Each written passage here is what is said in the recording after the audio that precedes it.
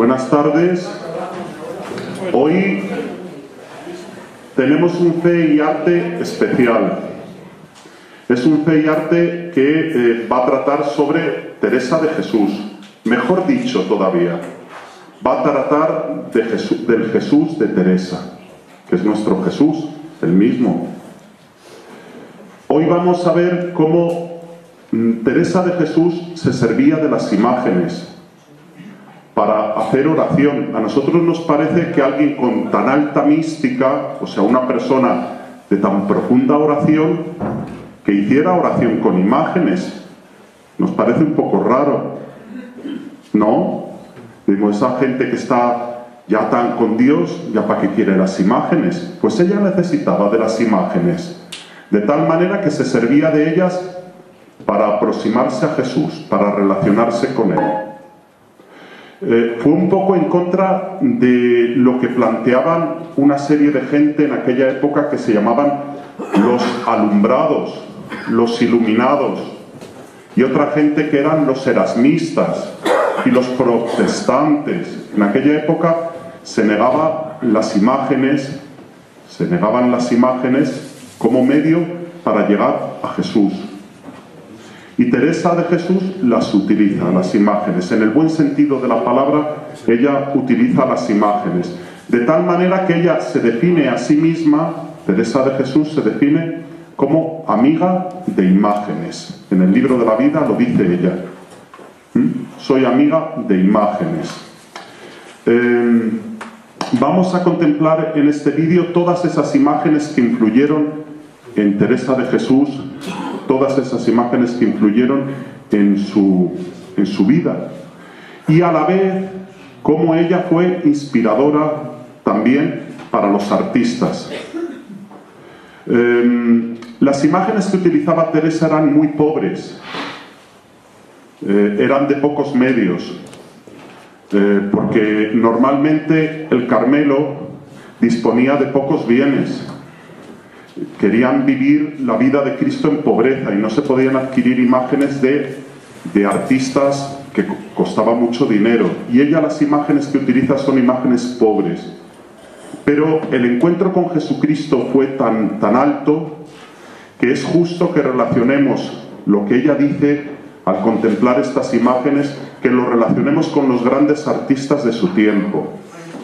Artistas como Alonso Berruguete, no sé si les suena, Luis de Morales, llamado el Divino, Luis de Morales, el pintor Luis de Morales, el Greco, todos estos artistas, Juan de Juni, pertenecieron a la época de Teresa de Jesús. Y también relacionaremos las imágenes que además de las que ella vio, las imágenes de su tiempo, las imágenes artísticas de su tiempo. Así que vamos a ver un vídeo donde nos va a ayudar cómo ella contemplaba la imagen de Cristo. Les voy a dar una recomendación les voy a dar. Van a haber muchas obras de arte sobre Cristo, sobre cómo ella tenía esa imagen y sobre las imágenes artísticas de su tiempo. Yo les voy a dar, para que luego tengamos un pequeño diálogo entre nosotros, además de lo que nos pueda sugerir el vídeo que van a ver, pues les voy a sugerir que cada uno de nosotros se quede con aquella imagen que vean que más les haya llamado la atención, que más les haya impactado, ¿vale? Y luego cada uno, luego lo decimos en voz alta. Pues a mí esta me ha gustado por esto, por este aspecto. Tenemos que dar las gracias, antes de comenzar, a los diferentes conventos carmelitas, fundaciones de Santa Teresa, que nos han posibilitado que entráramos no solo en sus museos, sino en su clausura. Hay obras de Teresa de Jesús que vais a ver aquí, que no se ven en ningún museo, porque no las tienen puestas en ningún museo. Las tienen ellas no guardadas, las tienen para hacer oración, estas imágenes. No piensen que las tienen escondidas porque no las quieran enseñar, sino porque con ellas siguen haciendo oración. Como por ejemplo el llamado Cristo de los lindos ojos, que se encuentra en el Carmelo de San José de Ávila, en una ermita, en la primera fundación de Santa Teresa. Es esa. Y luego también descubriremos cómo en la fundación de Salamanca hay dos obras que también tiene ella, que no están en la iglesia ni en ningún sitio, las tienen dentro, que son dos cuadros que ella compró para la fundación de Salamanca. También veremos eso. Y luego un resucitado que también lo tienen ellas para hacer oración, y muchas más obras que veremos, que servía también, que lo tienen en clausura, una imagen de un resucitado. Podríamos decir, ese resucitado, que es con el que prácticamente vamos a acabar el vídeo, es la imagen última que mandó Teresa de Jesús pintar. Un resucitado, pintado sobre una tabla. Un resucitado que no es muy bueno artísticamente, pero está pintado conforme a Teresa de Jesús, conforme Teresa de Jesús quería que pintaran la imagen de Cristo resucitado. Veremos esa imagen que fue pintada en el año 1582, que fue el año de su muerte. Fue pintado para el Carmelo de Burgos. La última fundación de Teresa, la 17, la última, fue en Burgos. No sé si lo sabían. En el año 1582, el año de su muerte. Y allí manda a un pintor que pinte un Cristo, un resucitado, según sus visiones. Según ella, le veía a Cristo resucitado. Luego lo veremos, esa imagen. Así que espero que les guste, espero que esto nos sirva en este tiempo de Cuaresma. Hoy decía la oración colecta de Cuaresma, decía, al celebrar un año más la Cuaresma, te pedimos, Señor, avanzar en la inteligencia de los misterios de Cristo y a vivirlos en plenitud. Los curas, como lo hemos repetido varias veces, nos acordamos, ¿no? Esa oración colecta que hoy hemos dicho. Pues eso es lo que vamos a hacer esta tarde, avanzar en la inteligencia del misterio de Cristo y vivirlo en su plenitud. Teresa de Jesús nos va a ayudar a través de estas imágenes y de estas representaciones artísticas.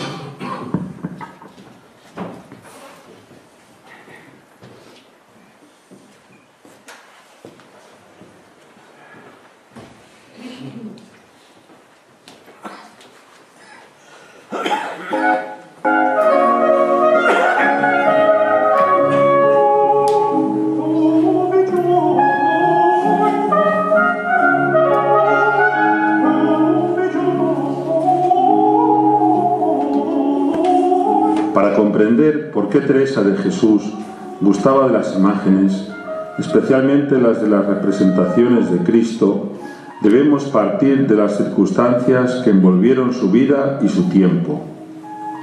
Estamos en pleno siglo XVI, momento en el que se produce un cambio de época. Surgen distintos y contrapuestos caminos políticos, religiosos, espirituales y culturales por los que se enfrenta la sociedad. Fue un tiempo de emprender caminos de reformas en la Iglesia, entre los que se encuentra la Orden del Carmen. El Concilio de Trento fue la expresión de la reforma de la Iglesia católica, donde se legisla el uso correcto de las imágenes. El rey Felipe II pretende ser el garante de la ortodoxia católica. Eso influye en el arte cristiano. El arte se había convertido en los tiempos de Teresa, los de la Reforma Católica, además de un medio para adoctrinar a los fieles, también en un camino para la oración. Teresa ya desde niña participaba en un ambiente de religiosidad popular, en el que la devoción a las imágenes sagradas es algo importante. Como yo comencé a entender lo que había perdido, afligida fuime a una imagen de Nuestra Señora y supliquéla fuese mi madre. Además, con el uso de las imágenes, Teresa demuestra su comunión con la fe de la Iglesia, en contra de los alumbrados y protestantes que la rechazaban. En 1559, la Inquisición prohíbe la lectura de muchos libros de piedad, que se encontraban en los conventos, y hasta de la Biblia en castellano, lo cual llevará a Teresa y a sus monjas a las imágenes como un medio para su vida de oración. Me dijo el Señor: no temas, yo te daré el libro vivo. ¿Quién ve al Señor cubierto de llagas y afligido con persecuciones, que no las abrace y las ame y las desee? Pero, más allá de su ambiente familiar y de los enfrentamientos religiosos, Teresa opta por las imágenes por razones más profundas. Sigue los consejos de los maestros espirituales, como Pedro de Alcántara, Francisco de Borja o Juan de Ávila, entre otros, que aconsejaban el uso de las imágenes para la oración. Para cuando está ausente la misma persona o quiere darnos a entender lo cual con muchas sequedades, es gran regalo ver su imagen de quien con tanta razón amamos. A cada cabo que volviésemos los ojos, la querría ver. El apoyo que encontró Teresa en las imágenes para mantener el trato con Jesucristo fue, en cierta manera, un contraste y una novedad en unos tiempos en los que estaba de moda el recogimiento y las nadas para la oración. Frente a algunos espiritualistas que proponían como método de oración prescindir de la humanidad de Cristo para alcanzar la divina contemplación, método en el que, como dice Teresa, estuvo perdida muchos años, ella prefiere poner sus ojos ante la imagen de Cristo, pues la ayudaba a tener presente su sagrada humanidad y expresar su amor por Él. Puede representarse delante de Cristo y acostumbrarse a enamorarse mucho de su sagrada humanidad y traerle siempre consigo y hablar con Él.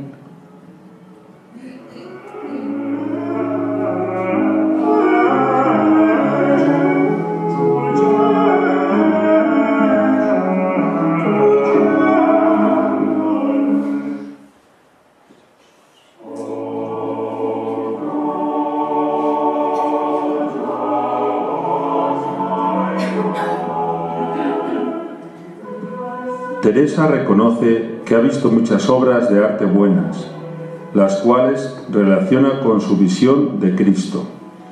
Me parecía imagen, no como los dibujos de acá, por muy perfectos que sean, que hartos los he visto buenos.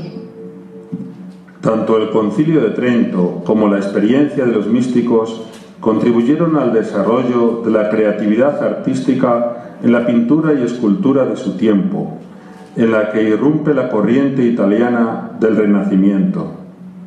Pero, por las normativas del Concilio de Trento, los artistas se concentran en lo esencial. Del mismo modo, Teresa busca un estilo reformador donde prefiere lo pobre, lo austero y lo esencial. Lo que debe emocionar ya no es la belleza idealizada de la naturaleza, sino la grandeza del Evangelio. El arte religioso que ahora busca la Iglesia es serio, concentrado, en el que nada es inútil, en el que nada distraiga la atención del cristiano para meditar los misterios de la salvación. Muchas de las visiones de Cristo, escritas en los libros de Teresa de Jesús, son las mismas que están realizando los artistas de su tiempo. En la España de mediados del siglo XVI, los místicos, con sus experiencias y escritos, y los artistas, con su inspiración y obras de arte, expresan los mismos temas y sentimientos religiosos. Los pintores del siglo XVI nos confirman esta devoción ambiental, destacando el arte de Luis de Morales, llamado El Divino, cuya obra, por medio de la ternura y compasión, transmite los momentos más intensos de la vida de Cristo. También aparece el Greco, coincidiendo con la santa en la ciudad de Toledo, en 1577, cuando estaba pintando para la catedral el expolio. Y no es menos importante la escultura religiosa. Alonso Berruguete, con su imaginería expresiva como la del Ecce Homo, o la imagen del crucificado y el entierro de Cristo de Juan de Juni, y los inconfundibles Cristos de Diego de Siloé. Todos estos artistas, que eran creyentes y piadosos, procuraron unir el interés religioso de la época con sus creaciones artísticas propias. Es fácil imaginar a Santa Teresa contemplando estas buenas imágenes que tanto la influenciaron.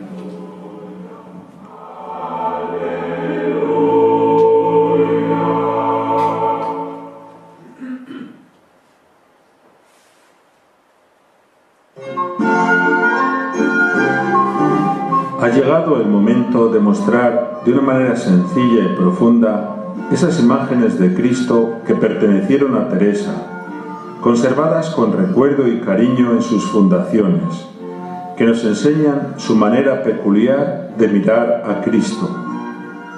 Junto a estas obras, a veces pobres, relacionaremos también las buenas obras de los grandes artistas de su tiempo. Así conseguiremos un diálogo al mismo nivel de sus escritos y experiencias espirituales con la belleza que contienen estas obras de arte.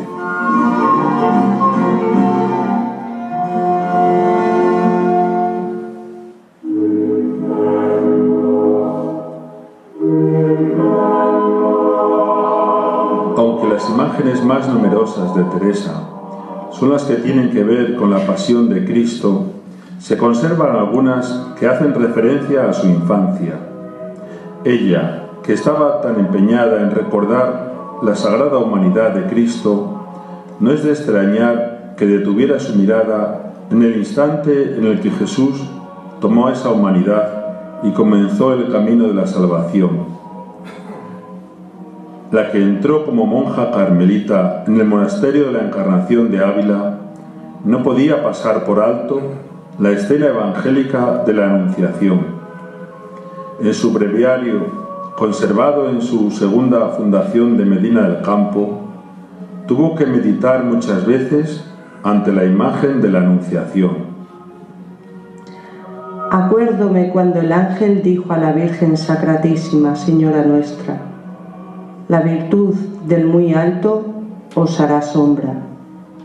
El grabado recoge, además del saludo del ángel a María, el hecho mismo de la encarnación, pues Jesús ya tiene la forma humana de un niño, que desciende enviado por el Padre, llevando sobre su hombro la cruz de la redención.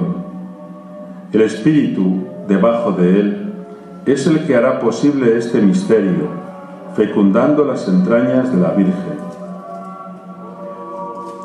Teresa no solo escribió poemas dedicados al nacimiento de Jesús, sino que lo bordó con sus propias manos en una dalmática, que se conserva en el Carmelo de Medina del Campo.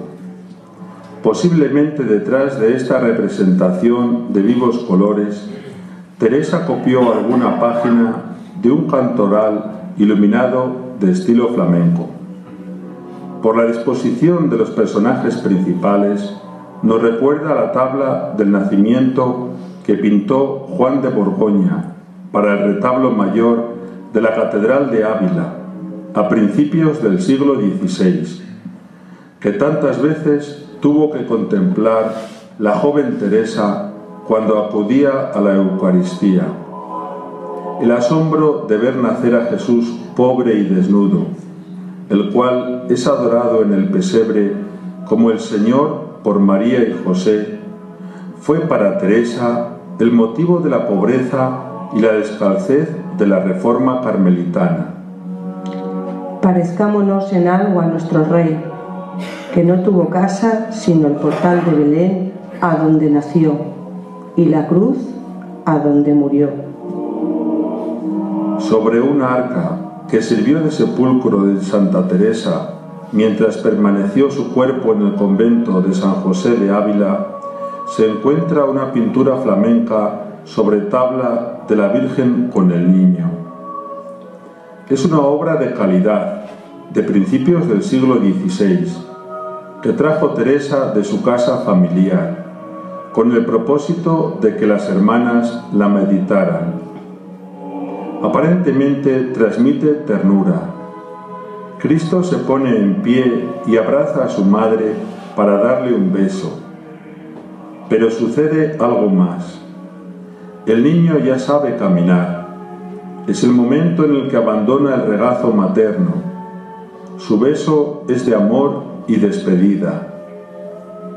La mano derecha del niño toca el corazón de María, aquel que será traspasado por una espada cuando muera en la cruz, recordando la profecía de Simeón.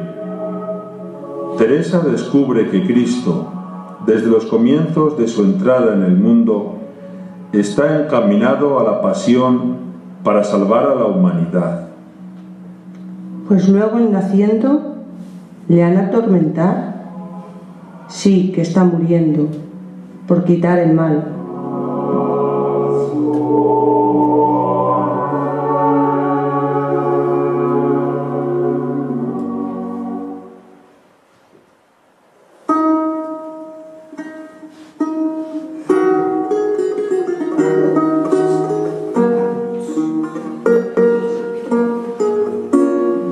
Teresa meditaba desde niña un cuadro de la Samaritana en la casa de sus padres, que se llevó al monasterio de la Encarnación de Ávila, donde actualmente se conserva. Ella nos cuenta que es uno de sus pasajes preferidos de la vida pública de Jesús. Oh, qué de veces me acuerdo del agua viva que dijo el Señor a la Samaritana, y soy muy aficionada a aquel evangelio. En el diálogo con la Samaritana, ella contempla a Jesús como el Maestro Divino, que enseña el camino que conduce hacia Dios, y la Samaritana como el discípulo que va aprendiendo y cambiando según trata con él. Si para Teresa la oración es tratar de amistad, estando muchas veces tratando a solas con quien sabemos que nos ama. El encuentro con la Samaritana es un modelo de oración. Es una escena en la que se imagina a sí misma a solas con Jesús. Y suplicaba muchas veces al Señor que me diese aquel agua. Sabemos que mandó pintar esta escena evangélica de la Samaritana junto al pozo de sus Carmelos. El cuadro de la Encarnación de Ávila es una copia de un pintor de la escuela veneciana de mediados del siglo XVI, llamado Pablo Veronés. Los colores vivos y brillantes de los vestidos de Jesús y la Samaritana, en azul, carmín y ocre, son típicos de esta escuela. En la pintura de Teresa, el brocal del pozo es alto, uniendo más a los dos personajes que están a los lados. Se da un contraste. La figura de la Samaritana nos da la espalda y está de pie, y la de Jesús está sentada y de perfil, señalando un cántaro de cobre. Por detrás se percibe un paisaje de nubes azulosas y una frondosa vegetación de árboles. La meditación de este cuadro se detiene en el instante decisivo en el que la Samaritana debe optar por el agua con el que va a llenar su cántaro, o bien el agua del pozo que acaba de sacar con el cubo, o el agua viva que sale de Jesús.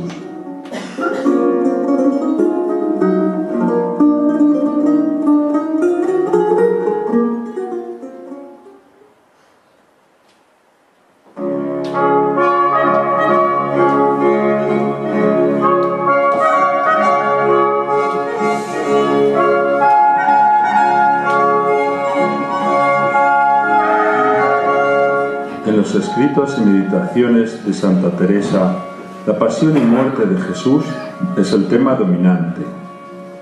Desde la contemplación de sus padecimientos se puede entender mejor la espiritualidad de la reforma carmelitana, que está en seguir a Jesús por el camino del abajamiento hasta la cruz, despertando el deseo de corresponder a tanto amor. Porque en pensar y escudriñar lo que el Señor pasó por nosotros, muévenos a compasión.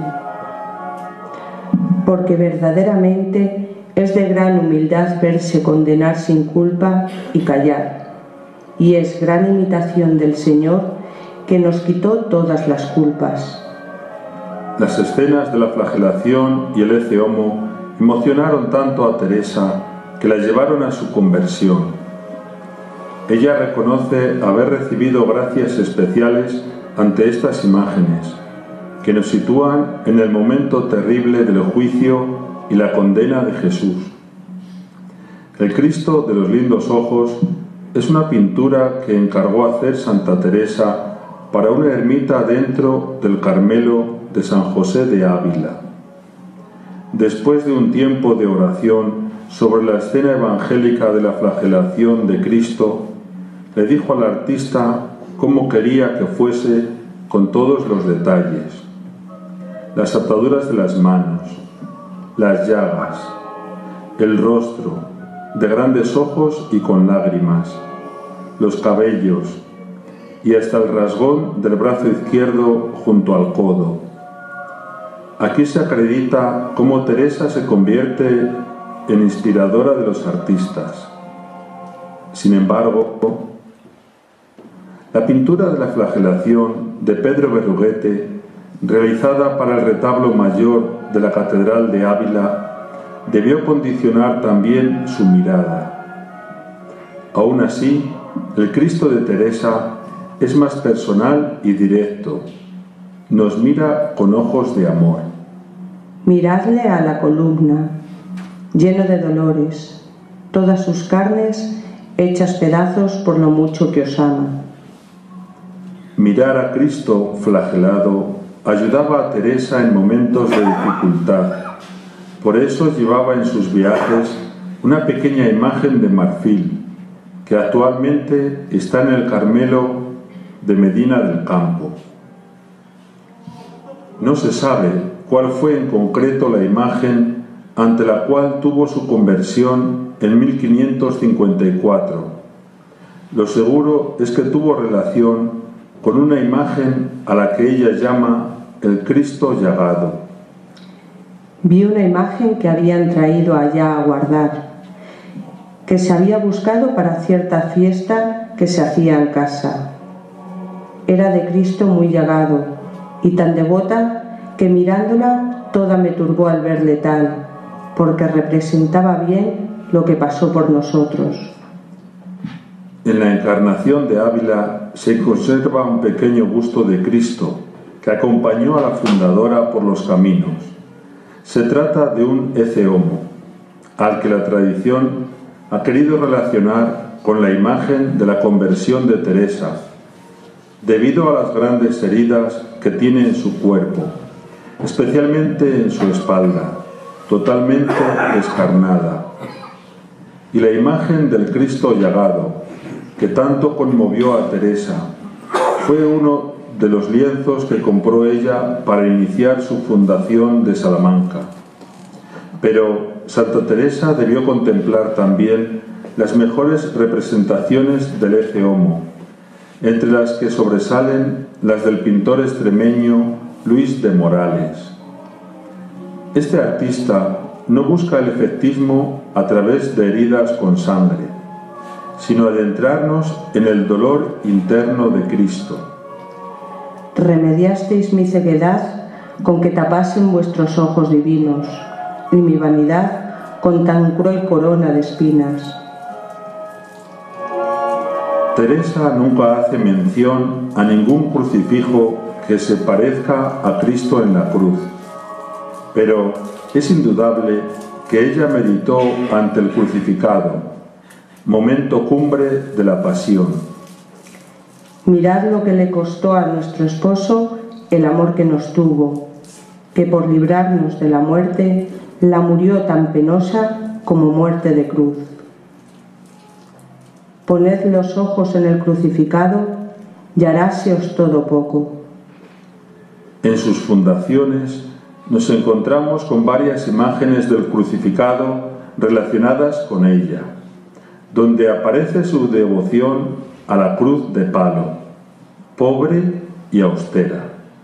Son cruces sencillas de madera, sobre las que se pintaba la imagen del crucificado, y sobresale aquella con la que murió en Alba de Tormes, que hoy se conserva en el monasterio de San José de Ávila. También están los llamados Cristos de las Fundaciones, aquellos que acompañaban a Teresa por los caminos, que servían para la oración y la Eucaristía, uno de los cuales se guarda en el convento de la Santa de Ávila. Para entrar en la escena de la muerte de Jesús en la cruz, Teresa se fija en los que dice el Evangelio que le acompañaron hasta el final: la madre, el discípulo amado y la Magdalena. Para que esté a los pies de Cristo, la dan licencia, que procure no quitarse de allí, esté como quien imita a la Magdalena. Estos tres personajes fieles que cita Santa Teresa son los que aparecen en las representaciones de tantos calvarios pintados o esculpidos en los áticos de muchos retablos de la época. Señalamos como ejemplo el grupo escultórico de Alonso Berruguete para la iglesia de San Benito de Valladolid, o el lienzo del Calvario del Greco, pintado para el retablo de la iglesia de los Agustinos de Madrid.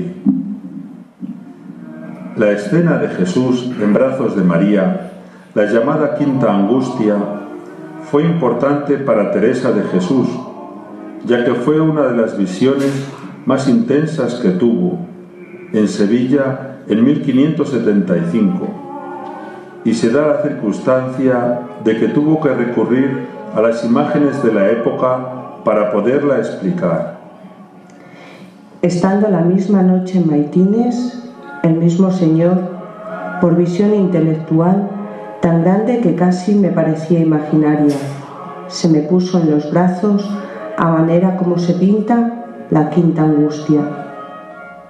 Puesto que Teresa nos remite a las pinturas de la Quinta Angustia, hay dos de gran interés muy relacionadas con su vida: la tabla hispano-flamenca que llevó de su casa paterna al monasterio de San José de Ávila, y la que compró en Salamanca en 1570 al ir a fundar. Esta imagen servía a Teresa para meditar dos aspectos de la pasión. Ahora, en los brazos de María, se pueden contemplar las 5 llagas por primera vez y la soledad de María con el Señor, tan necesaria para la oración. Vuestras armas son las 5 llagas. A solas, pensando en Él.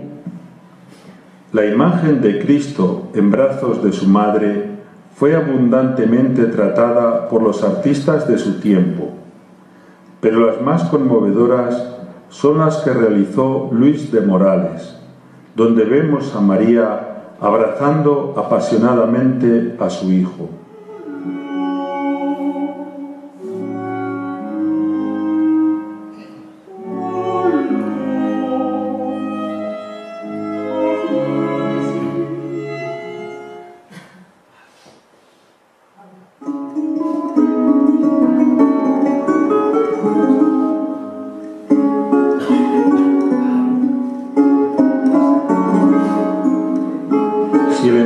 Con la imagen del Cristo muy llegado en 1554 provocó la conversión personal de Teresa.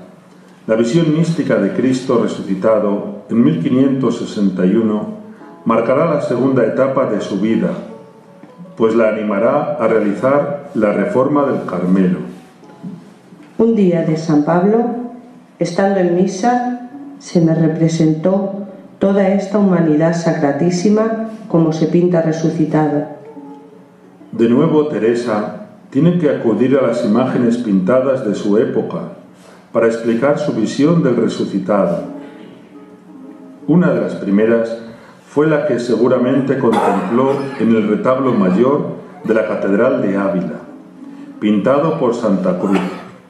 Otra, años más tarde, mientras fundaba en Toledo, en Santo Domingo el Antiguo, pintada en 1577 por el Greco.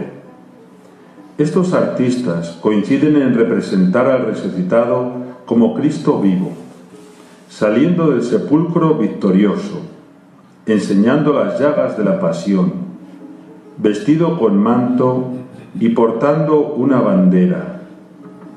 Pero hay una pintura que hay que destacar, la que manda pintar Teresa al final de su vida para la última fundación de Burgos, en 1582.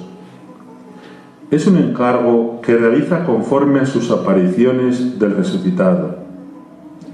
Hoy esa obra la guardan las monjas de San José de Ávila. Esta imagen coincide perfectamente con la descripción que hace el padre Gracián a la hora de contar la visión de Teresa sobre el resucitado. Muchas veces se le presentó la imagen de Jesucristo en la imaginación como resucitado, con corona de espinas y llagas y un manto blanco. No debemos pasar por alto que los encuentros de Teresa con el resucitado suceden en la Eucaristía. A diferencia de las imágenes, que son una aproximación a la persona de Cristo, solo un símbolo, la Eucaristía es su presencia real. Por eso, para Teresa, es la imagen por excelencia de Cristo resucitado. Él aquí sin pena, lleno de gloria, compañero nuestro en el Santísimo Sacramento, que no parece que fue en su mano apartarse un momento de nosotros. Hay un cuadro de un Cristo del siglo XVI, de la escuela de Albert Woods, que se ha relacionado con la piedad teresiana, copiado en las puertas de muchos sagrarios, para que contemplemos que la Eucaristía es la presencia viva de Jesús, resucitado y glorioso, y al mismo tiempo enseñando las heridas luminosas de su pasión.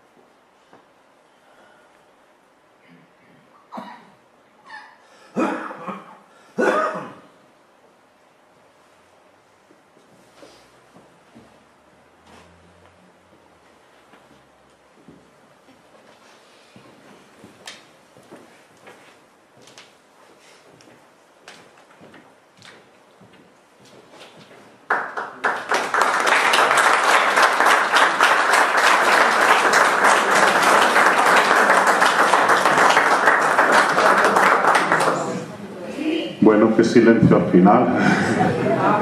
Parece que nos ha ayudado a la contemplación del final. Él ve ante mis ojos, que era un canto que se cantaba en el tiempo de Teresa, no es que sea una canción. Dice que Teresa, escuchando este canto, entró en visión, entró en el amor del Señor, entró en la contemplación, escuchando este canto. Así que por eso lo relacionamos tanto con Teresa. Este canto, que es del siglo XVI, es un cántico popular, anónimo, del siglo XVI, y que se ha mantenido porque los carmelos lo han seguido manteniendo y nosotros lo seguimos cantando también, ¿no?, en nuestras comunidades parroquiales. Bien. Bueno, pues muchas imágenes, ¿no?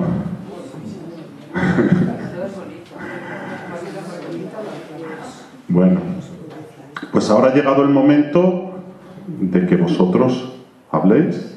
¿Cuál es la que más os ha gustado, más ha llamado la atención de estas imágenes de Teresa de Jesús? A mí la de cuando tenía a su hijo entre los brazos. En los brazos. Esa está en Salamanca. La compró, ella cuenta en el libro de la vida, en el año 1570, la compró al lado del puente romano, dice ella, que había unas tiendas de baratillos, de cosas de esas, y se gastó todo el dinero en eso. Santa Teresa se gastó todo el dinero en eso. Fijaros. A ver, otra. A ver, vais levantando la mano y os voy diciendo, ¿vale? La de la Samaritana. La del Cristo de los lindos ojos. Sabemos por qué se llamaban de los lindos ojos. Ella pidió que los ojos los estuvieran muy abiertos y llenos de lágrimas, mirándonos. Es verdad que lo pintó mucho mejor para la catedral de Ávila, mucho más bonito estéticamente, lo pintó Pedro Berruguete para la catedral de Ávila, y ella lo vería de pequeña y de joven cuando iba allí a la catedral, pero ella mandó desde su contemplación, ella meditó ese pasaje, y dice que cuando le mandó al pintor que lo hiciera con todos los detalles, cuando se lo enseñó, quedó también extasiada Teresa cuando contempló a ese Cristo con esos ojos tan abiertos que la miraban, ojos de amor, hemos dicho, ¿no? La miraban con esos ojos de amor. Mateo, que estaba ahí. Bueno, artísticamente me ha llamado la atención el grupo escultórico del entierro de Juan de Juni, como podría ser de otra manera. Y luego, por otra parte, me ha llamado la atención, que no sabía, la censura que hacía la Santa Inquisición sobre las Biblias en castellano. Sí. Parece que se contradice cuando se trata de acercar al pueblo algo que lo entendieran mejor que el latín. Supongo que las estaban en latín las que querían la Santa Inquisición, ¿no? Hay que entender aquella época. En esta época nosotros no lo entendemos, pero en aquella época se entendía porque los protestantes se agarraron al tema de la lectura de la Biblia. Habéis oído hablar de una Biblia que se tradujo en aquella época de dos personas, dos españoles, que eran Reina y Valera, que se tradujo al castellano. Entonces leer la Biblia en castellano en aquella época era sospechoso. Se permitía leer la Biblia, sí. A veces hemos dicho por aquí que se prohibió la Biblia. No se prohibió, pero en latín. Hay que leerla en latín, la Vulgata de San Jerónimo. Esa es la que hay que leer. Dice, y solamente, ¿por qué hicieron esto solo en latín? Pues porque la gente que tenía un poquito de preparación, pues entonces sabía interpretar bien la escritura. No sea que pasara lo que pasó con los protestantes, que la gente hace una interpretación subjetiva de la Biblia. Y la Iglesia ahí se previno. Pero la pregunta es, ¿y cómo Teresa manejaba también la palabra de Dios? Porque hemos visto muchas cosas que hacen alusión a la palabra de Dios, ¿no? ¿Cómo pudo hacer eso? Pues porque había libros de meditación en la época que traducían pasajes, y entonces había libros de meditación. Por ejemplo, hay un libro que se llama, que a ella la influyó mucho, el Abecedario de Francisco de Osuna, y vienen pasajes de la palabra de Dios. El Kempis, el Imitación de Cristo de Tomás Kempis, que es del siglo XV, también lo leía ella. Luego después, uno que llamaban el Cartujano, también había otro libro, esos los permitían, y había pasajes evangélicos. Y luego ella, que era muy lista, aunque no sabía latín, pero sabía más que el latín, pues ella se hizo rodear de gente que sí que sabía latín, y le preguntaba, pues ¿quién, por ejemplo? Francisco de Borja. El padre Báñez, que no lo hemos citado aquí, pero el padre Báñez era dominico, que estaba en Santo Tomás, en Ávila, y ella acudía. Teresa no se encerró en la orden de los carmelitas, sino que se abrió a toda la iglesia, y toda persona que la ayudara le venía muy bien a ella. Entonces toda esta gente, Juan de Ávila, etcétera, etcétera, que eran estudiosos, sabían bien latín, pues seguro que les preguntaría, les diría, vamos a ver, ¿y este pasaje tal, tal? Y ellos pues se lo traducirían, le hacían la traducción, se lo explicaban un poquito, y ella pues desde ahí hacía esa meditación. Y luego con estos libros espirituales que tenían fragmentos de la palabra de Dios. Así que quiere decir que de alguna manera ella se las buscó para que la Biblia y la palabra de Dios la llegara. ¿Alguna más? A mí me ha gustado el Cristo tan austero, con el crucifijo tan austero con el que muere, que es la simple cruz y pintado de Cristo. Sí. El propio sepulcro se ve que es un cajón de madera. Sí, el sepulcro que habéis visto ahí, Teresa de Jesús muere en Alba de Tormes en el año 1582. Nos acordamos por aquello del cuarto centenario de la muerte de Teresa. Los más mayores nos acordamos, los más jóvenes no, porque se celebró y vino Juan Pablo II y todo aquello. Y la enterraron, pues como se entierra una persona en el huerto allí de las Carmelitas de Alba de Tormes, la entierran. Y entonces hay una solicitud de que se la lleve a su primera fundación, a San José, y se lleva, se desentierra en una noche sin que se entere la gente de Alba, porque ya tenía fama de santa, y se la llevan y la tienen en San José algunos años, la tienen allí, y la tienen metida en ese cofre que habéis visto. Tienen metido el cuerpo de Teresa de Jesús, allí le tienen en una capilla en San José, lo tuvieron. Luego ya sabéis que la historia, ahí el duque de Alba también influyó mucho, hubo problemas ahí, al final volvió Alba de Tormes. Pero bueno, no vamos a entrar en ese litigio, en esas cosas.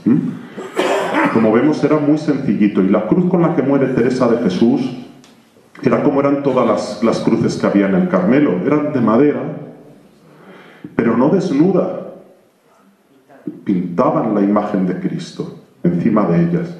¿Las hemos visto? A veces vemos la cruz desnuda. La cruz desnuda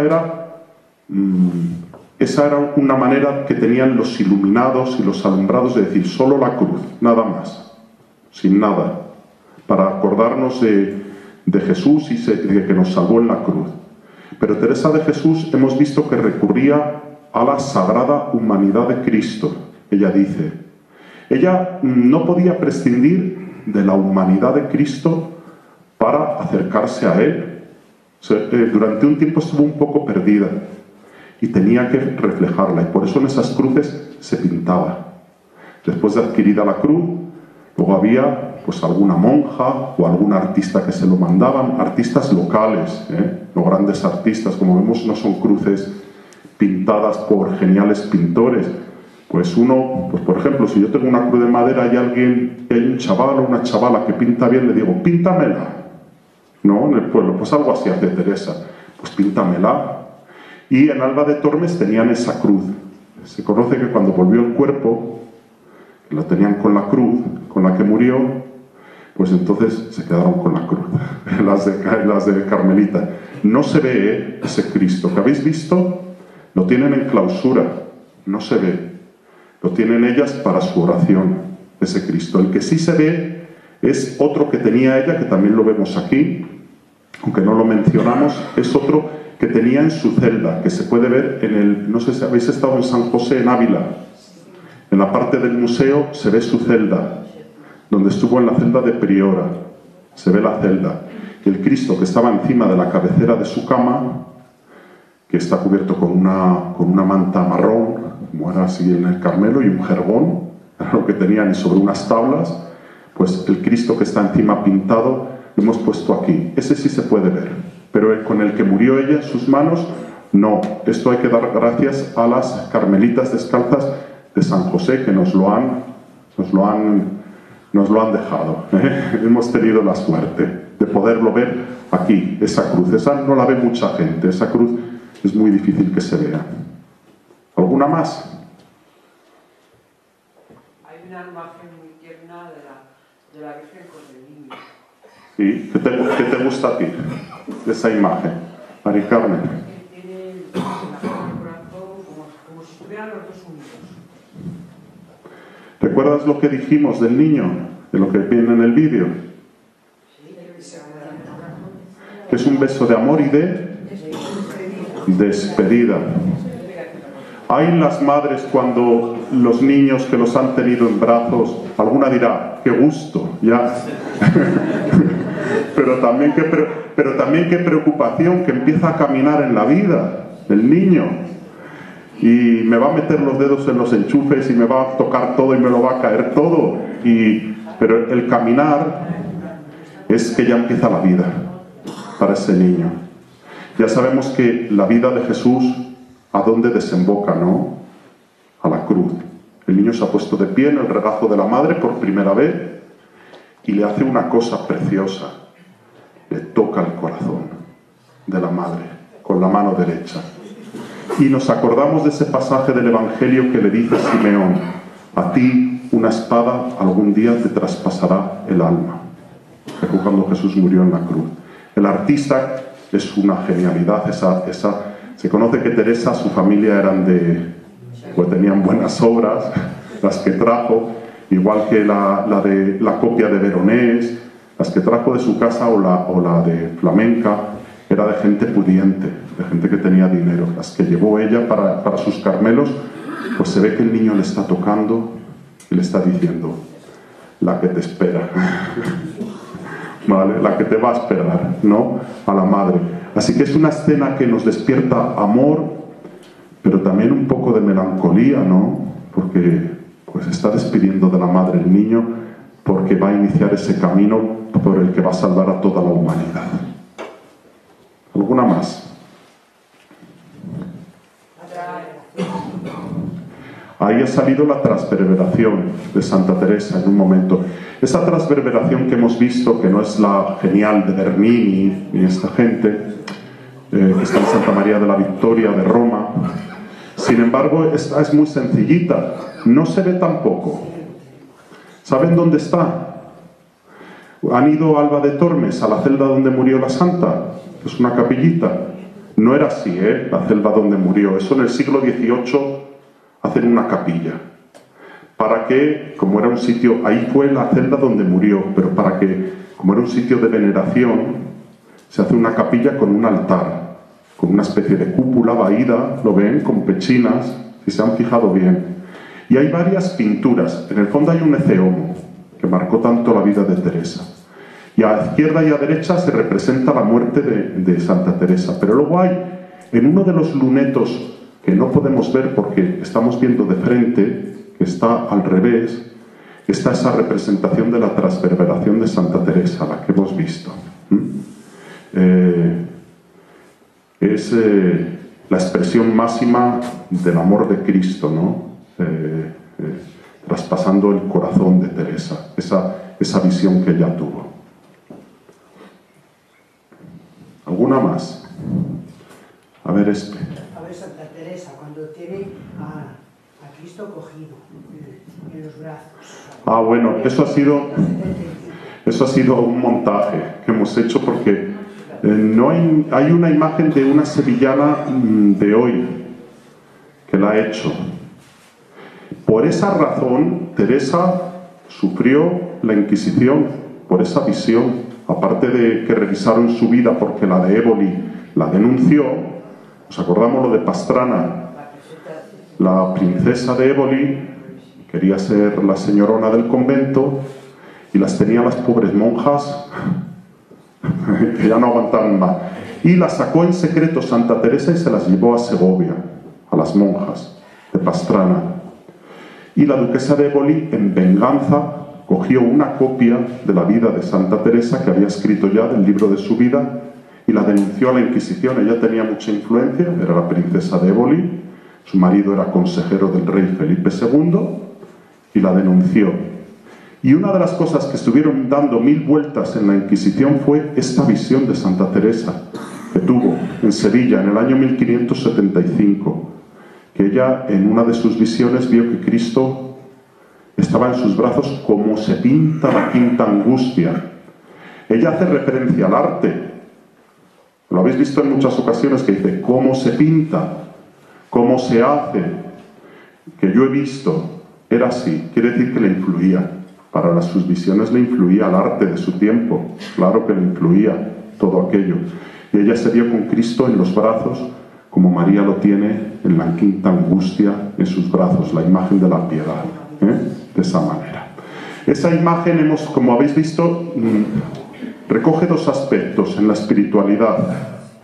Primero, la primera vez que podemos ver a Cristo con sus llagas. Ha muerto en la cruz, ¿no? Y al bajarle de la cruz, vemos a Cristo traspasado con las 5 llagas, que son las de las manos, los pies y el costado. 5 llagas. Eso es muy importante en la espiritualidad. La meditación de las 5 llagas es muy propio de la espiritualidad franciscana, todo eso, las 5 llagas. Y luego también servía para los espirituales la imagen de la soledad de la Virgen, el silencio, la soledad con su Hijo, porque para que pueda haber oración hay que buscar el silencio y la soledad. Así que eso también ayudaba a alguien cuando quería hacer oración, dice, como María, pues en silencio, en soledad, contemplando el cuerpo de su Hijo, tal, ¿entendéis? Un poco la espiritualidad es una composición del lugar que se hacía en aquella época y que en cierta manera también nosotros hacemos muchas veces en la oración, ¿no? Contemplando hacia Jesús, nos vemos también delante de Él, nos vemos solos, preguntándonos, ¿no? Pues eso es muy propio de la espiritualidad. Vale, otra. A mí me llama mucho la atención pero me ha llamado la atención mucho uno que estaba metido en una especie de tubito en un enrejado. ¿Ese era el que portaba ella? Sí, ese lo llevaba ella personalmente. Es así. Claro, aquí lo hemos visto así. Es así, está en Medina del Campo, es uno de los recuerdos de Teresa. A ella le ayudaba mucho, pues fíjense ustedes, siglo XVI, mediados, una mujer, ya estoy hablando, en el siglo XVI, por los caminos polvorientos, donde no iban con ella a la policía para que le defendiera, en aquellos caminos, cuando pasaba por Despeñaperros, o cuando pasaban las sierras, estaban bandoleros, bandidos, ladrones. Una mujer que arriesgaba la vida por las fundaciones. Es que no nos situamos todavía mentalmente, porque cogemos el coche, ya estamos, en Medina, en no sé qué sitio, tal, no hay problema. Pero en aquella época era un riesgo muy grande, y aquella mujer sufría problemas. Llegaba a un pueblo y no la recibían, las echaban, todo eso lo cuenta en el libro de la vida ella, y todo eso lo soportaba, ella lo cuenta muy bien, pues porque se identificaba con Cristo en su pasión también. A ella le gustaban mucho esos pasajes de la vida de Cristo en los que él se encontraba solo, y ella se unía a él para acompañarle en esa soledad. Y uno de esos es el momento de la flagelación, ver a Cristo llagado, que fue lo que produjo su conversión. La consolaba a ella, es decir, es una oración de consolación. Le tenía en la mano ella y hacía oración. No se quedaba con esa imagen, porque hemos visto que luego adquiría muchas. Él ya no se quedaba con el medio, sino con a lo que le llevaba, al encuentro con Jesús. Entonces la miraba, era chiquitito, le tenía en el bolsillo metido, lo sacaba y hacía su oración por los caminos. Ahora entendemos por qué era tan pequeñito, ¿no? Pues si lo metes en una carreta, un Cristo grande, pues hay que llevar algo pequeñito, algo portátil, ¿no? En la mano, que pueda hacer oración ante Él y pueda mirarle, esa imagen de Cristo flagelado, que pueda mirarle, ¿vale? Por eso lo llevaba así.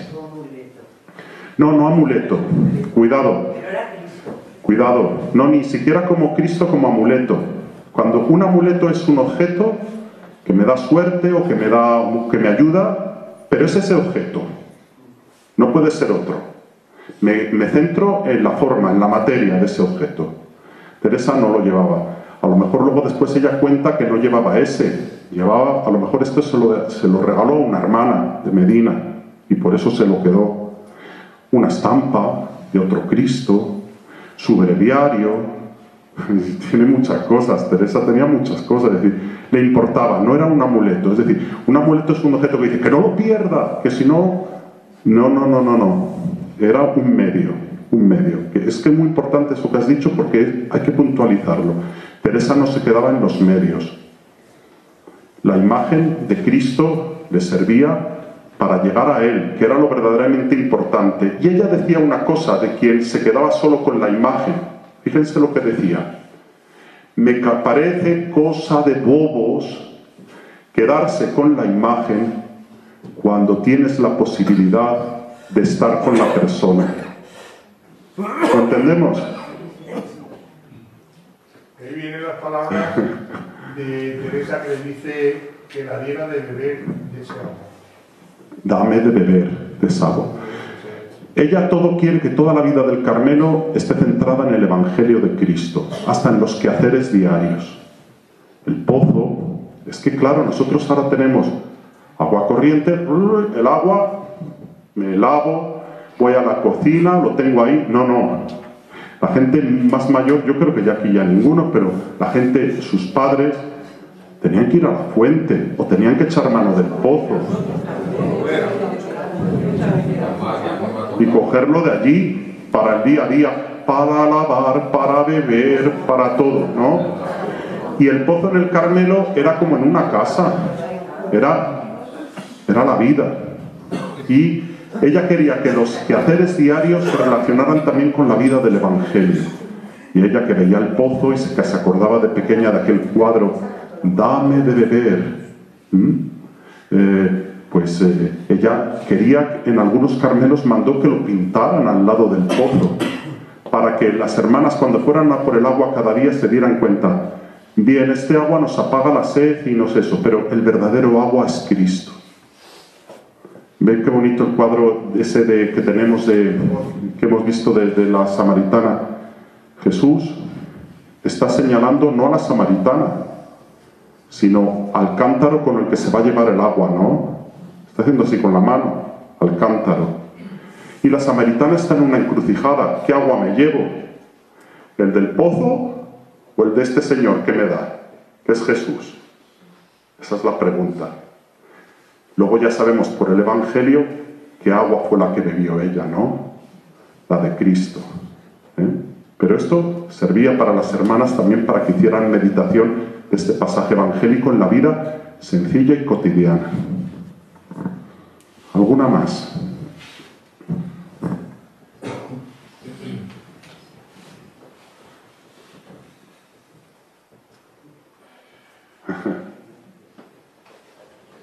Hay otra muy bonita también, la del escultor extremeño con Jesús y la Virgen María, la seriedad que tiene, cómo miran y cómo lloran los dos. La de Luis de Morales.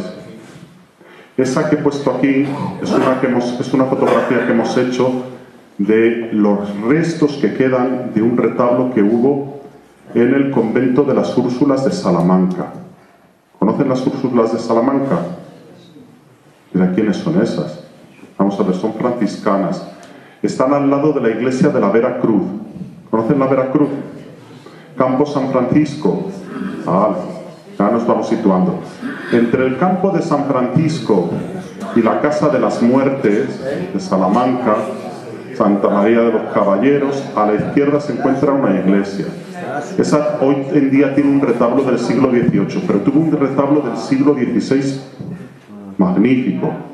Se conservan tablas de Juan de Borgoña, de Luis de Morales, y eso está atrás. ¿Han ido alguna vez?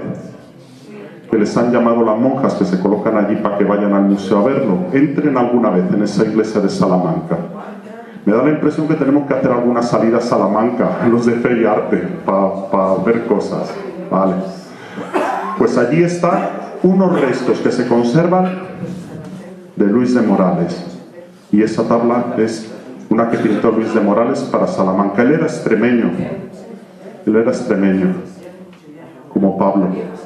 Extremeño era Luis de Morales, era de Badajoz él, y entonces él pintó, fue un pintor que tuvo la suerte de nacer en esa tierra, porque esa tierra hacía encargos tanto para Castilla como para Andalucía, caía en medio, pim pam, en los dos sitios, y también Portugal, porque Portugal fue de España también unos cuantos años, ¿no? En aquella época, y entonces hizo también encargos para Portugal, que se encuentran allí. Algún año, si seguimos con esto de Fe y Arte, queremos dedicarle a ese pintor, a Luis de Morales, porque es un pintor muy desconocido y que tiene unas pinturas, como nos ha dicho Manolo, preciosas. Son una maravilla, esas pinturas de Luis de Morales. Es un gran artista. ¿Por qué la pintaba la sangre? Pues porque a él no le interesaba, los pintores de su época, para llamar la atención, cuando un pintor es malo y quiere llamar la atención, a conmover a la gente, pues tú pinta bien de sangre. En aquella época, ver a un Cristo lleno de sangre, que quedaba la gente muy impresionado, ¿no? La gente no andaba como nosotros ahora andamos con los estilos artísticos. Decían, ¡ay, este es el que me gusta! ¡Ay, qué sangre tiene! El de Luis de Morales, el de este señor que se llama Luis de Morales, no, que es muy blanquito. La gente lo que le gustaba era ver a un Cristo con mucha sangre, porque le llegaba al corazón, le conmovía esa imagen. Y Luis de Morales era un pintor, era un genio. Y dijo, si lo importante no es el padecimiento exterior de Cristo, es el padecimiento interior.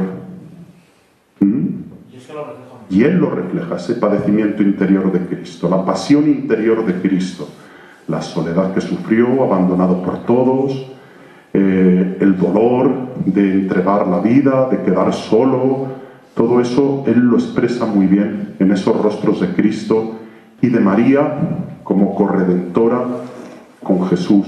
También María expresa ese sentimiento. Sí, en ese letrero pone en latín que el dolor que tú sufres es como mi dolor, o algo así, viene a decir la frase, como diciendo, María también participa en la pasión de Cristo, también de esa manera. Es como una manera de decir que es como corredentora, una cosa así, parecido. Es una cosa en ese estilo, en la espiritualidad de la época. ¿Alguna cosa más? Hay un enfermo con una paloma, con una cuerda. Ah, sí, ese es el Cristo que está en la encarnación de Ávila, es así. También. Y si tiene una peana le hace así. El otro día estuvimos los sacerdotes y lo vimos, ¿verdad? Muy chiquitito. Es un eceumo muy pequeño. Siempre, Teresa dice en el libro de su vida que en una fiesta sacaron una imagen de un Cristo y ella le vio muy llagado y se conmovió por lo que había pasado Jesús. Muy llagado quiere decir con muchas heridas. Entonces, la tradición, buscando los Cristos que había en la encarnación, dice, a ver cuál es el que tenemos más llagado de todos. Y dijeron, pues este que tiene las espaldas descarnadas, hay un espejito por detrás para que se vea. Y entonces dicen, este fue el Cristo ante cual Teresa se convirtió en el año 1554, en una cuaresma de 1554 se convirtió, ¿no? Y ha ido pasando de que ese es el Cristo, pero han demostrado que no se puede atribuir que ese sea el Cristo. Parecido, pero no es que sea ese, ¿vale? pero ha ido pasando siglos de que era así. Y al lado hay uno que sí que es original, que lo hemos puesto aquí para la cruz. ¿Han visto que hay un dibujo de un Cristo mirado desde arriba? Pintado en un óvalo. Es también muy chiquitito así. Ese Cristo lo pintó Juan de la Cruz cuando estuvo de capellán en el monasterio de la Encarnación de Ávila con Teresa. Teresa, que era muy lista, la mandaron para que hiciera la reforma en la Encarnación. Sabéis que hubo un revuelo muy grande, que la monja no la querían dejar entrar, que la metieron por detrás, que al final, para que no se viera aquella que iba a mandar, puso a la Virgen en el coro. Bueno, todo eso lío. Y ella, que era muy lista, sabía que la renovación no empieza por las formas, porque ella llegue y sea la que mande, sino que empieza por el espíritu. Y dijo, hay que traer a los mejores a la Encarnación. Y ella, que había animado a un tal Juan de la Cruz a que iniciara en Duruelo la reforma carmelitana, iba a decir que le llamó, así no le podría llamar, le mandaría una nota, le llamó y le dijo, para acá, te necesito de confesor y de director espiritual de mis monjas. Era muy lista. Dice, esta gente es la que yo quiero, porque cuando adquieran la espiritualidad y todo eso. Y Juan de la Cruz hizo algo genial. Contemplar a Cristo, él estaba haciendo oración, un Cristo que había en la Encarnación abajo, y él lo contemplaba desde un coro alto. Y le vio desde arriba, que es la mirada desde arriba. Nosotros siempre miramos a los Cristos o de frente o desde abajo, desde la tierra, ¿no? Pero no desde arriba. ¿Quién es el que pudo ver a Cristo cuando murió en la cruz así? Dios. Llegó Salvador Dalí un día, lo vio y le gustó tanto, tanto, tanto, que hizo su famoso Cristo de Dalí. Así que cuando hay gente que mira el de San Juan de la Cruz y dice, mira, como el del Cristo de Dalí. No, no. El Cristo de Dalí es el de San Juan de la Cruz. Además lo cuenta, el Salvador Dalí lo cuenta, esto. Lo miró y es la mirada desde arriba, desde el cielo, desde Dios, el Padre que entrega a su Hijo. ¿Dónde hay más dolor? ¿Desde el Padre que entrega al Hijo o desde la humanidad que le contempla abajo, muerto en la cruz? ¿Dónde piensan ustedes? Desde el Padre. Más amor y más dolor. Yo diría que la madre. También su madre. Pero mucho más el Dios Padre. Es mayor el amor de Dios Padre, entregando a su Hijo único. Es que en el Dios Padre está el Dios y Padre y Madre. Padre y Madre. La compasión. Muy bien. Eso los místicos, eso que ha dicho usted es muy bonito porque los místicos le ponen a Dios esa manera de ser que se parece más a una madre que a un padre.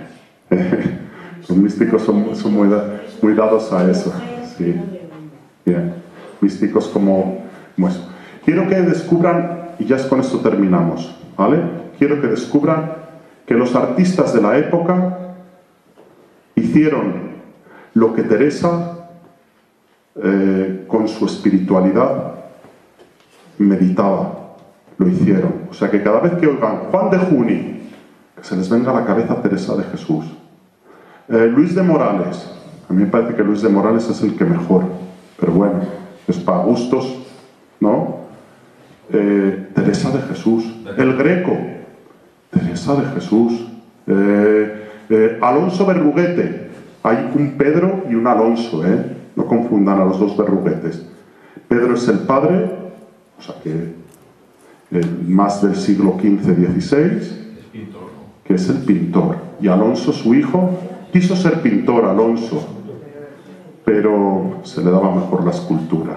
En San Benito hay alguna pintura del retablo de San Benito que está en el Museo Nacional de Escultura. No era muy buen pintor, que se diga, pero escultor lo era. Como le pasaba también al Greco, quiso ser escultor, pero se le daba mejor la pintura. Bueno, no lo hacía mal, pero donde era genio era en la otra expresión artística, ¿no? Que era la pintura. Pues era al revés, le pasaba al revés.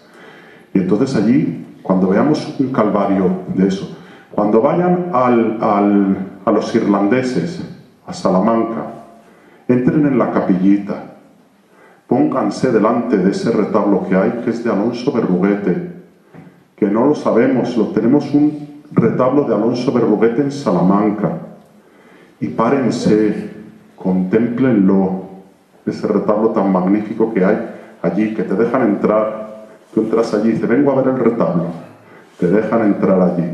Hemos visto imágenes de ese retablo, del ático, aparecían ahí imágenes, y además desde arriba, nos permitieron hacer desde arriba, que una especie de cornisa, para poderlo hacer a la altura y contemplar el rostro del Cristo, que lo hemos puesto ahí también. ¿Vale? Muy bien, me están diciendo que no me enrolle mucho, que si no, descanso un poco.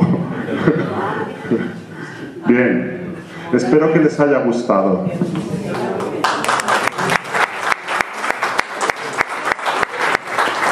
Sí.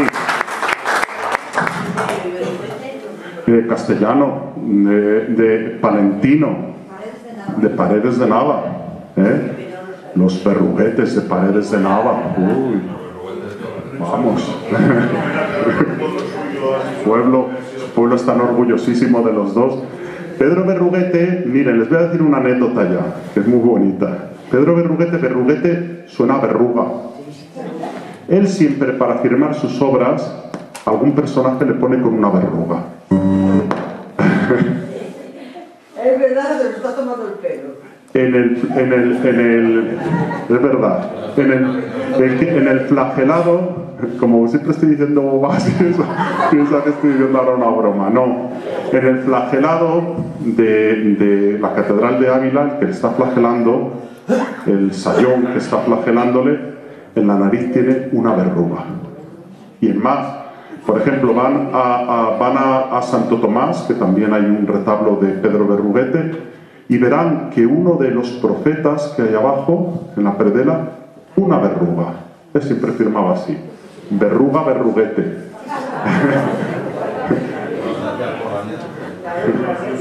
Fíjense, cada vez que vean así, esto es de Berruguete, dice, ¿dónde está la verruga?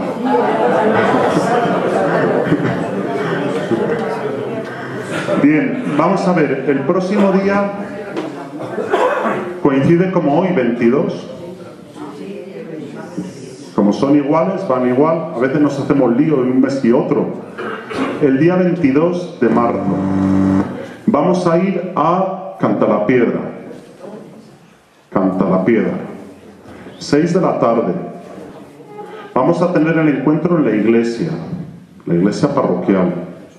Porque vamos a ver varias cosas. Primera, 2 restauraciones de 2 Cristos que se están haciendo. Primero, el Cristo, podríamos decir el del sepulcro, que normalmente siempre lo tenemos al lado de la mesa, ahora lo tenemos al lado de la mesa y hacemos el descendimiento para el Viernes Santo. Vayan a verlo porque se ha descubierto la policromía original. Tenía otra policromía. Y es una joya del siglo XVI. Y luego otro Cristo que no es menos valioso, de Poveda de las Cintas. Es un Cristo que se ha descubierto, estaba embadurnado de siglos, dándole capas de yeso, que al final no parecía lo que era. Y ha salido una talla gótica del siglo XIII. No llevaremos la imagen a Cantalapiedra, lo podrán ver allí en Poveda, pero también lo explicaremos. Y además no queremos perder ya hasta final de curso Santa Teresa. Algún cura me decía por ahí, yo creo que Francisco me decía, vamos a acabar de Santa Teresa. Pues que acabemos de Santa Teresa, porque Santa Teresa es una santa que es muy interesante, que nos ayuda a llegar a Cristo. Muy bien, es nuestra, es castellana. Pues miren, vamos a contemplar una obra maravillosa. Es la del flagelado que está en la iglesia de la Santa. ¿Que saben quién lo hizo? Gregorio Fernández. Estamos en Cuaresma, Semana Santa, esa imagen del flagelado, y descubriremos muchas cosas. Les adelanto una. Gregorio Fernández, para poder hacer esa talla, estuvo en la iglesia de la Santa, estuvo una semana haciendo ejercicios espirituales. Está documentado, lo tienen los carmelitas recogido por escrito. Una semana estuvo haciendo ejercicios espirituales para poder luego después tallar esa obra tan magnífica que es en uno de los retablos laterales, no sé si lo han visto. Cuando vayamos a Ávila, yo se lo enseñaré, ese Cristo flagelado. Y eso es lo que vamos a hacer el siguiente día. También nos queda de Santa Teresa en Mancera. Queremos ir a las Carmelitas, pero como allí es un lugar un poco estrecho, pequeño, pero vamos por lo que significa, luego haremos oración con ellas. Vamos a tener también nos falta, hemos visto a Jesús de Teresa, ¿no? Pues ahora vamos a ver a Teresa de Jesús. Después de ver a Jesús, cómo se ha representado por los artistas la imagen de Teresa de Jesús y qué ha recogido cada uno. ¿Le suena Venancio Blanco? Escultor de Salamanca, que aparece mucho en los periódicos últimamente, y va a haber una exposición en Alba de Tormes en la iglesia de San Juan con las edades del hombre, etcétera, etcétera. La Santa Cena, ¿quién ha dicho? Bien, muy bien.